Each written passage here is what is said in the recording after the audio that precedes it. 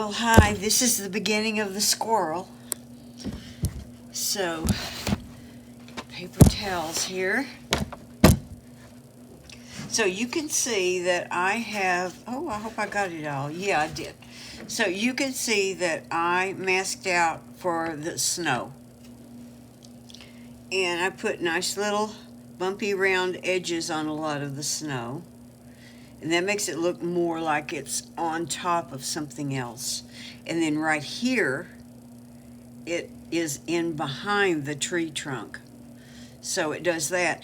Now, as far as tracing all of this, I didn't trace all that detail, and I'm probably going to put even less in there. I'm probably going to scrape a lot of it.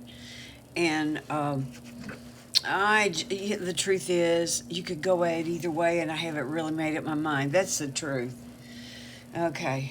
I hate telling the truth. All right. So what we're going to do first is we're going to just get a layer of color in here, kind of on everything. And you can see that this back in here is pretty light. It's probably snow. That looks like a leaf. You can make it be anything you want. I don't care. So as you've traced this squirrel, you can see that I just did little marks that are going the direction of the squirrel fur. And then up here, oh, I didn't even put these in, did I? Because this is very soft and fuzzy. There's the tail, and that's something else back there. But that's very soft and fuzzy, and we want to keep it real soft. So we're going to get a start on those soft edges right now. And I did watch the video last night. What is that guy's name? I knew it. I knew it real well, but I've forgotten it all of a sudden.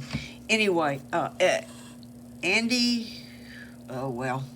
Anyway, and he started out with this nice, soft, fuzzy background. We're going to go at it a little differently, but it's kind of the same principle if you watch that. Okay, so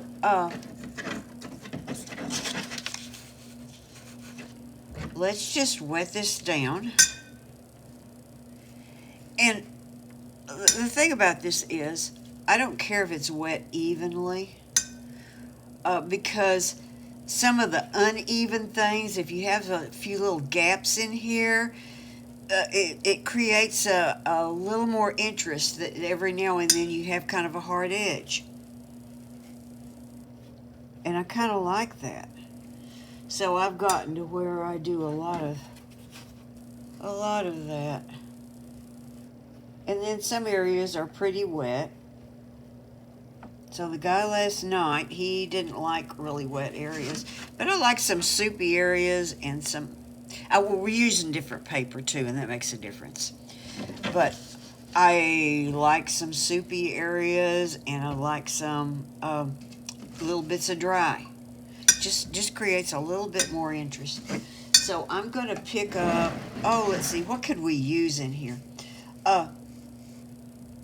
We could go ahead and start off with we could use a little raw sienna. Now I've pre-wet my colors some so that I can get fairly rich color up out of here, but I did let my paint dry this week because I don't use it every day and I don't want it to mold up. Okay, so I did that. And you know, I have, if you happen to have this Gertite, you might use some of that too. I have a real love of this stuff. Because of the granulation, I even like the color. I mean, it's maybe kind of boring to some people, but it's kind of a nice natural thing with a nice natural granulation, and that's all kind of fun. And then we might mix up a little bit of a gray. How about if we do that? Well, let's see. What do I want to use for my gray this time? I think I want to use a red that's kind of natural. Maybe I'll use my permanent brown for my red. Here's a red. And maybe some indigo. That would work. Or some ultramarine. That might be nice. Ooh, not near enough of this up, because I really didn't get... I pre-wet the colors, but I could have done a better job of it. You can see that's got kind of a purpley look to it. Well, then all we need is a little bit of yellow. Well, I could just stick with my raw sienna, I guess. Well, I need a little more than that.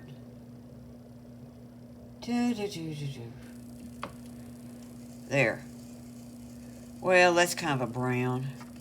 Really wanted it grayer than that. Well, what do I need to do if it looks too brownish? Well, that means it doesn't have enough blue in it. It's more or less simple. Yeah, a little more than that, I think. Okay, that will make me relatively happy. Okay, so is this still wet? I've messed around for so long. Just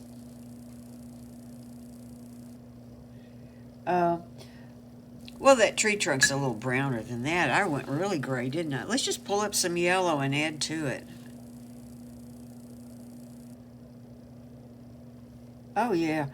Oh, that's going to make a nice beginning on a trunk, isn't it? And then we have this. And see, the thing is, we're going to go ahead and... Well, I said we were going to go ahead and do all of this together. We are, I guess. Let's just get that all wet down here. We'll just pull it down below here.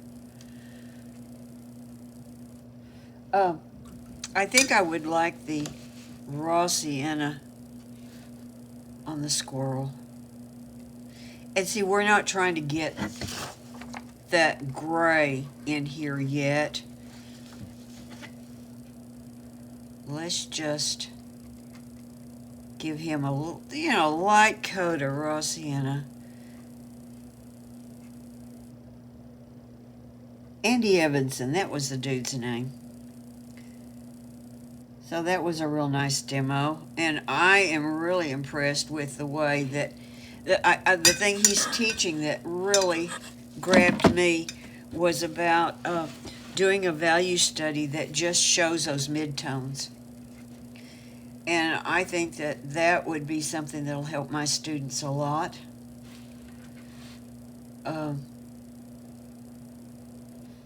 So up here on the squirrel, there's some other color back in here. Little bits, and maybe we'll leave some white there, or tiny little bits of gray. Oh, I don't want too much. We want to leave some serious white in here yet. Maybe I'll do a little of that. And then squeeze this brush out so that we can put more gray. Oh, I love that gray with, and then dropping the, and see the little dry spots? Love those. I don't know if we can keep them or what we'll do with them, but I love them. So then I'll just pick up a little more of the Gertite. If you don't have Gertite, raw sienna will work fine. I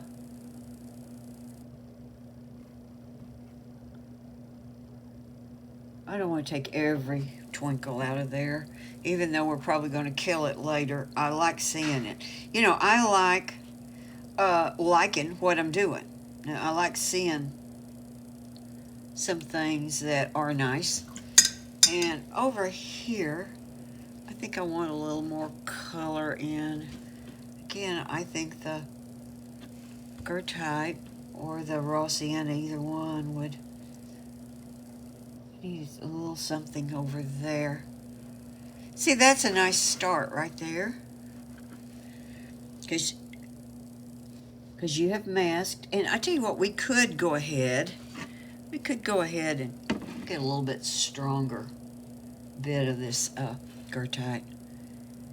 And maybe pull in down along these shadows on the underneath of the squirrel. Just a little bit. I don't want to get too involved here yet because I want this nice, I want all this nice, can't talk, nice soft stuff going on. Maybe a little bit of the gray there too. So we're just working with 3 colors at the most. One's a gray that we mixed. And one is the Gertite and the other is the raw sienna, or you could just be working with raw sienna. Like I said, don't obsess and worry about it if you don't have Gertite, but I didn't want to leave it out for those that do, because it's fun.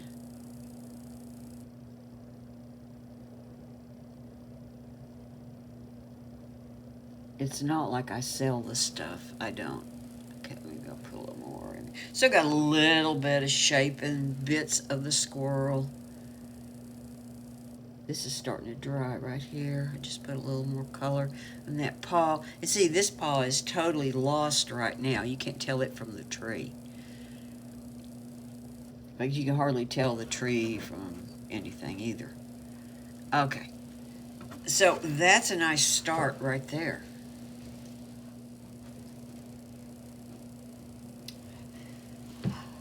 Well, look what I forgot. I forgot the tail. I didn't draw it in, so I forgot it.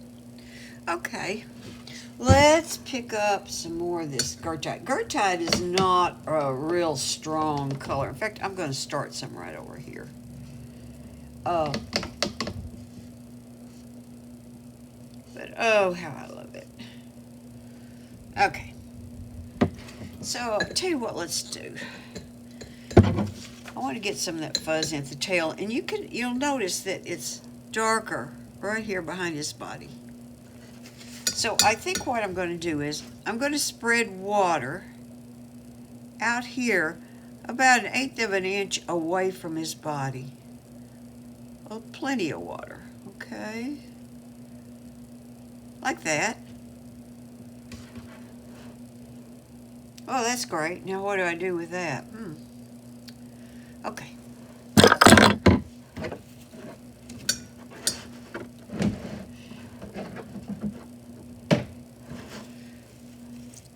So let's take the Gertite first, and we got our nice gray over here too. And I'm going to turn it this way. Well, you'll love it that I'm turning it this way, huh? Let's see how much that spreads. It's not spreading too much. You know, how strong your paint is when you put it down in the wet area is going to affect how far it spreads. The stronger, thicker the paint is, the less it'll spread. That's going to make kind of a nice fuzzy tail there. Oops. And we're going to add darks on top of that, but I think we'll wait. No, I think we will. So the other thing is, if you look at the eyes, because here's where a lot of people go off the rails. If you look at the eyes, you can see all the pretty highlights in the eyes. But what I want you to notice is that those highlights are really a mid-tone gray. But they look highlighted because then we go put in the darks. So let's go ahead and let's put in some gray. Oh, gee, I happen to have plenty of gray right here. I think I want a smaller brush, though.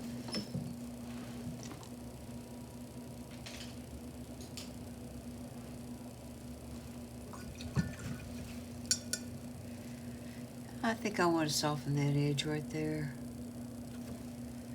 Okay. We'll pick up the gray. We're just going to paint the eyes in solid gray.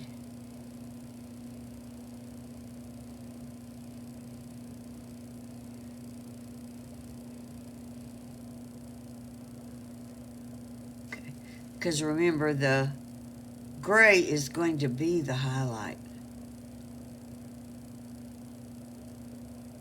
And this, I'm being pretty careful about getting the shape of the eye right. That's not one of those places where you want to not worry about it. And you know what we could do too is we could go ahead and put that nose in.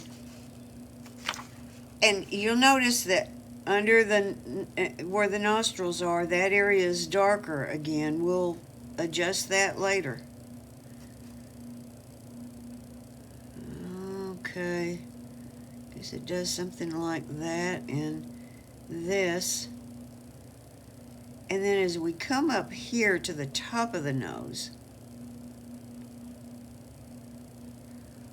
we're gonna soften that edge a little bit. So I'm just taking my little brush, and wicking the water out, except right there at the tip. Oh, by the way, we're on dry paper now.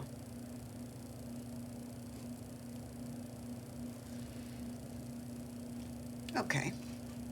Well, I think I would like a little dark, right? He or she, whoever, has some. I got a back run there. It's not important, but maybe I'll fix it. Okay. But there's an extra dark little area right there where the mouth is. It's kind of tiny. Kind of does this. Kind of a hard edge. And see, there's other little shadings there, but I'm not getting to that yet. I'm just trying to get kind of a face in here.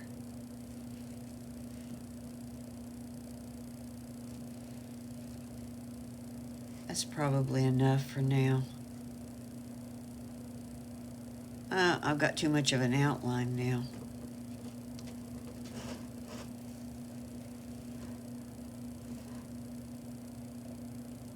Where I tried to soften the edge. And that. Okay, right there. That'll do. That'll do. And by the way, I didn't mention this a while ago, but I traced the whiskers in really dark. I could have used one right down there too. But I traced the whiskers in really dark because I might just use those dark lines for whiskers. They're real fine, and I don't want to go over them with a brush. That'd just be kind of coarse. So, tell you what, we'll put a little bit to the inside of the ears too. This is certainly not, this is just getting us a little bit of a beginning here. So I don't want to overdo it. In fact, I'd like for that fuzz on that ear to look soft, and because of that, I'll just go ahead and put a little Gertite right along this edge where, see, it looks brown and gray. He's got brown and gray all over.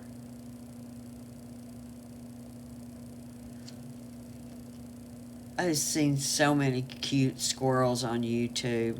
Oh my gosh. There's this one, they named her Jill.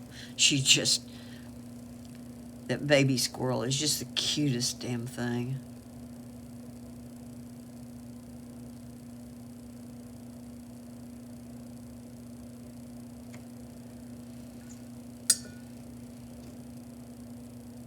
So, I'm doing that with my brush.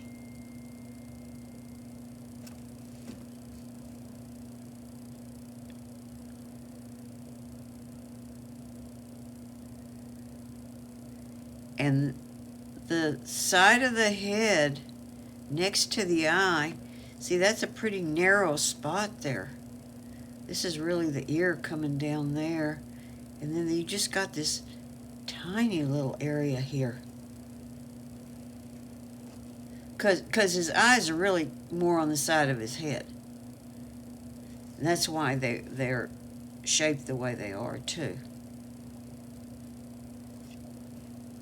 Okay, see, I'm just sort of noodling around to get some of these shapes in. I'll go ahead. I think that's dried already.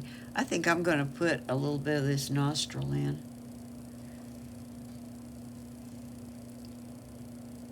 I'm just using my gray again.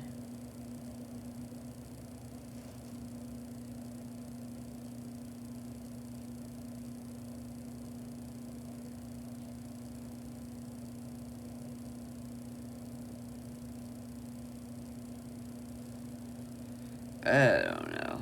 So this nose is going to get a lot darker later. Does anybody remember those Popeye cartoons? There was some little character there that, some little animal that had a nose that looked like that one's looking right now. Okay. Dark claws. We'll go ahead and put the claws in. They're probably not going to show up much later on.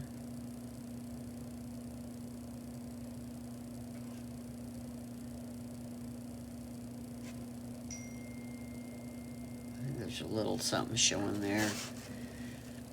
And let's see if we can find this foot over here.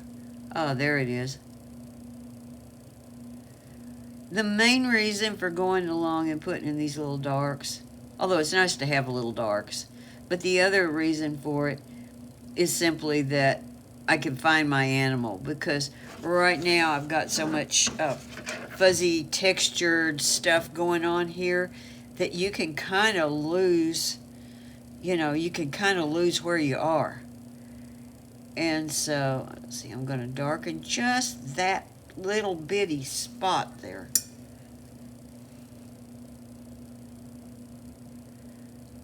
So all this does is this kind of helps us keep placement. Oh, there's the foot, because the foot is nearly lost.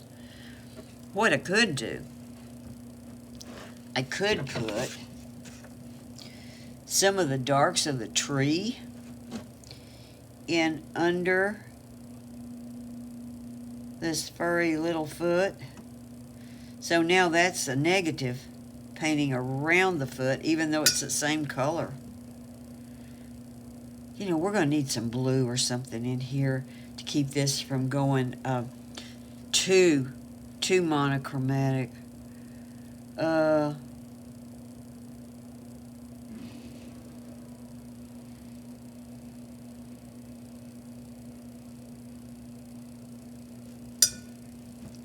I'm just blending that out.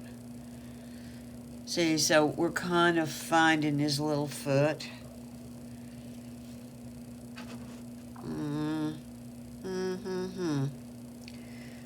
I'm trying to decide what I want to do next. I'm really not ready to get detailed with fur, but we could put a lot more shaping in here.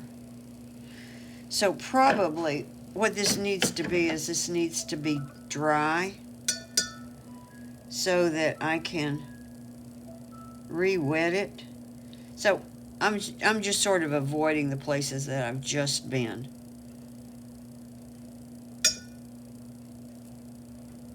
Because see, his little front legs right now are pretty lost. So I'm putting a lot of water in.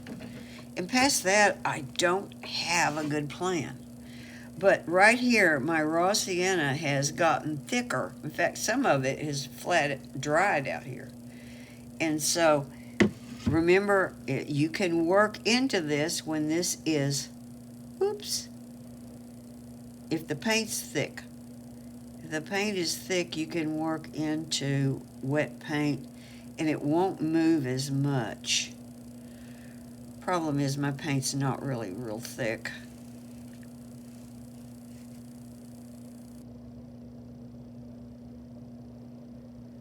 But we're beginning to get some darker areas in here. See, and all this that we darkened down there, it's nowhere near dark enough. So see, I'm still just picking up raw sienna.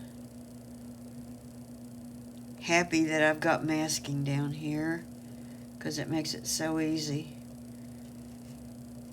And I don't like to mask very much, but I think we're going to put the raw sienna over the whole paw like that because I want it to be a different color from the tree. because it's got some dark shadows on the paw that look, well, they blend, the edges blend in with the tree. So I'm going to do that. And we're going to have to add a lot of stuff on here. Okay. This looks a little lighter up here because area's got a little more shadow on it, I suppose. And this one up here is up higher, catching the light. So we'll just make the top part of that. See right here, the top part of the paw? We'll keep that really light. Well, actually, I think I'll add a little more water in here too. Maybe I got some of that just a little bit too strong. And then here's his back leg.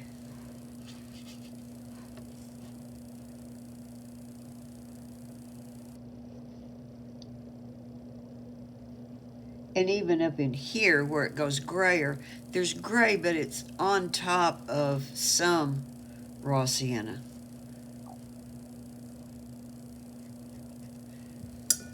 Let's just soften that edge now.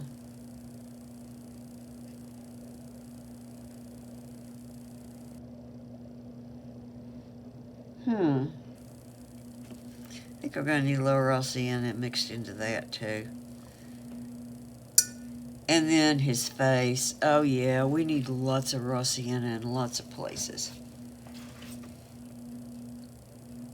I'm just going to use a little bit of raw here. I'm kind of trying to make kind of a broken up jagged edge. You know, you could do that just making that edge fuzzy too.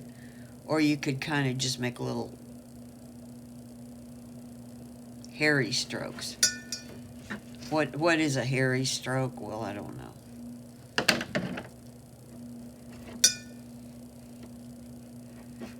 So I'm looking at this. I could kind of see an edge here where I got that wet a while ago.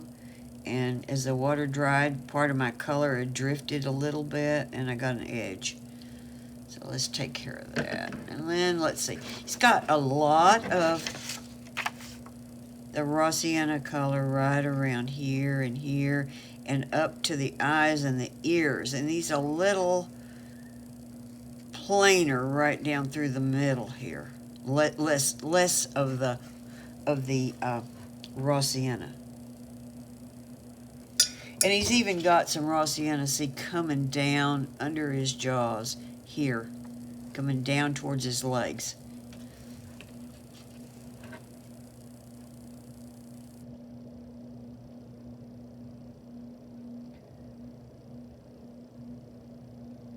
Sophie needs a pet, and I was thinking, I'm probably going to get another dog, but I was thinking that maybe she'd like a squirrel. I don't know about keeping a squirrel in the house. I kept a raccoon in the house one time, and that didn't work out well.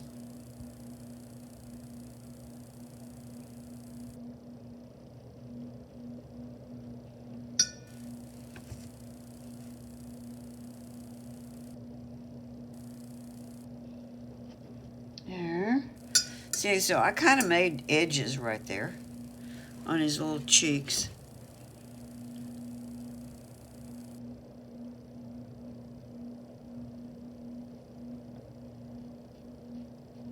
And the area around the eyes needs to be a little darker than what I've got it. See, it's the lightest area right up in here, but it is still darker than what I already have here.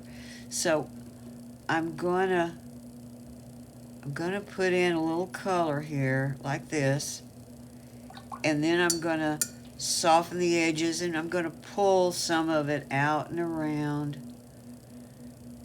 Now see, my eyes have pretty much dried the gray. So I've got a ceiling fan on right now.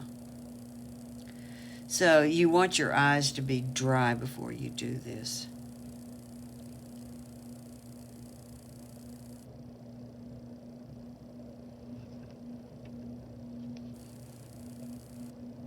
And I think we got quite a bit of color up here into the ears. And I'll just go on top of that gray I put down a while ago.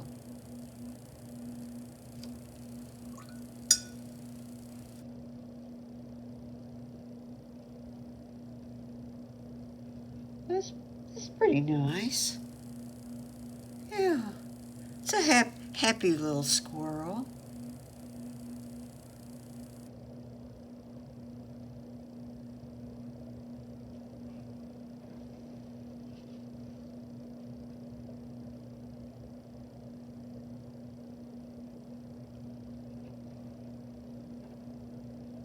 Okay, let's do the same thing over here.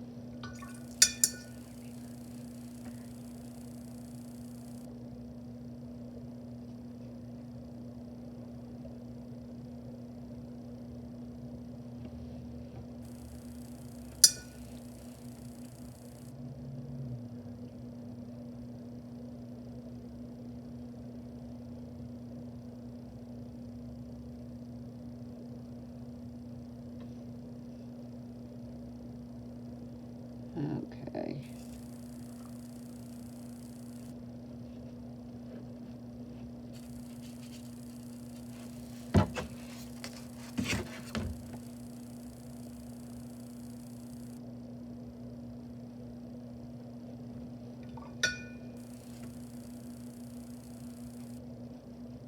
So you see what I've done here is this is way lighter than the finished squirrel, but this gets the warms in. So the thing is, we're beginning to build shape. And by the way, while you're building this shape, you're getting to know your squirrel. You must always know your squirrel. Okay, so I'm relatively pleased with what is happening here. You know, I don't think it will be a lot to finish this squirrel up next week. Trying to decide what else to do. I don't know. I do think that this painting is going to need some blues in it. I'll just pick up some cerulean because that's what I have wet. And I'm going to streak in more blue than what is in the picture.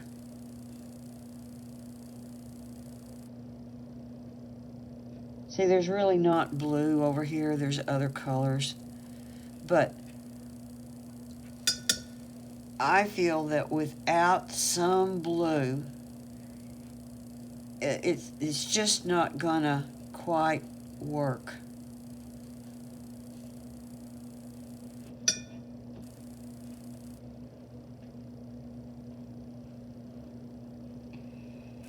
Would like more blues somewhere. Maybe even more blue in this tree. Even though the tree isn't blue. I just feel like it needs something here. Well, okay, we've got a little bit of blue in. Oh, and look at this. I hadn't noticed this. You see the bark in here where it's cracked? You see that red? Oh, that will perk our picture up some. That will do serious stuff for our picture. We'll use permanent brown in there. And we may use a little bit of permanent brown in here along with our gray. We'll see what that does for us color-wise. Okay, so that's the end of Squirrel Part 1.